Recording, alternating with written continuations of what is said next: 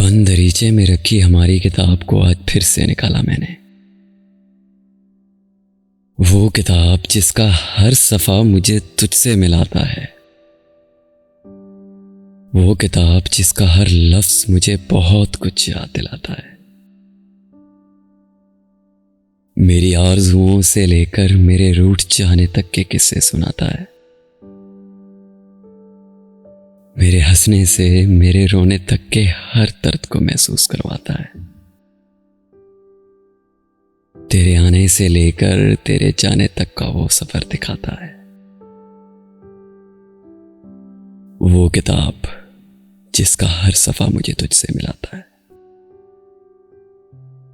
काश काश के तेरे हर एहसास की खुशबू में मैं ऐसे बस जाऊं कि वो एहसास खुशबू मुझे यही जताता है। वो किताब जिसका हर सफ़ा मुझे तुझसे मिलाता है। कुछ तो तेरे लफ्ज़ तेरी तस्वीरें मैंने छुपा के रखी इस किताब में। तेरी पलकों की खूबसूरती से लेकर तेरे दिल के आईने तक का राज छुपा के रखा इस किताब में।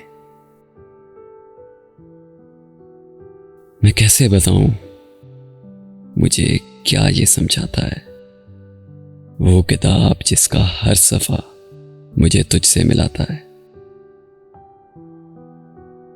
गज़लों के बाग में मुझे भेजा है तेरी गैर मौजूदगी ने। तेरी यादों का सफ़र मुझे बहुत कुछ सिखा जाता है।